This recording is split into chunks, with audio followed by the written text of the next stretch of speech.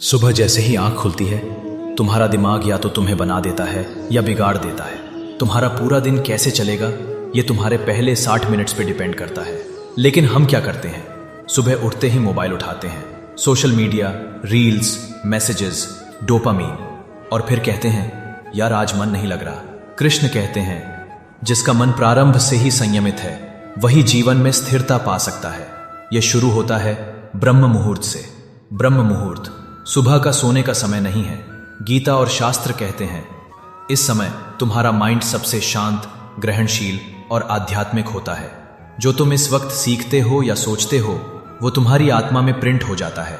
कृष्ण ने जब अर्जुन को गीता सुनाई तब भी उसका मन स्थिर और ग्रहणशील था। उसी स्थिति में ज्ञान जमता है।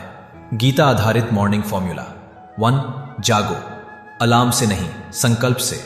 रात को सोने से पहले डिसाइड करो मैं कल सुबह 5 बजे उठूंगा बिना डिले के। सुबह की पहली विजय, स्नूज ना करना। 2. बैठो, बस 10 मिनट के लिए शांत। आंख बंद करो, श्वास पर ध्यान दो। जो चिंता है उसे देखकर जाने दो। इसका नाम है ज्ञान योग की शुरुआत। 3. पढ़ो एक श्लोक गीता का रोज, सिर्फ एक श्लोक, और सोचो कृष्ण मुझे क्या कहना चाहते हैं। यह डेली कनेक्शन तुम्हारा मन सुधारेगा। ठोर, शरीर को भी जगाओ। हल्का योगा, स्ट्रेचिंग। मन और शरीर दोनों एक ही प्राण के रूप हैं।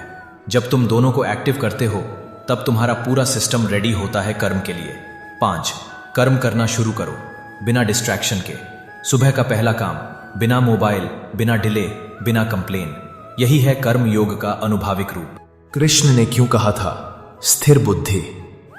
जो व्यक्ति सुबह से ही घूम रहा होता है, कभी फोन, कभी स्ट्रेस, कभी लेजीनेस, उसका दिन भी वैसे ही बिखरा हुआ होता है। लेकिन जो व्यक्ति सुबह अपना समय कृष्ण, श्वास और कर्म से भरता है उसका जीवन भी स्थिर हो जाता है। रूटीन अनुशासन का प्रमाण है कि तुम अपने जीवन को सच में सीरियसली लेते हो। एक गीता आधारित सुबह ईवल कल एक नया जीवन। तुम रोज सुबह नया जन्म लेते हो, पर तुम उस जन्म का क्या करते हो उस पर तुम्हारी आत्मा की प्रगति डिपेंड करती है। कृष्ण ने अर्जुन से कहा तस्माद् योगी भव अर्जुन।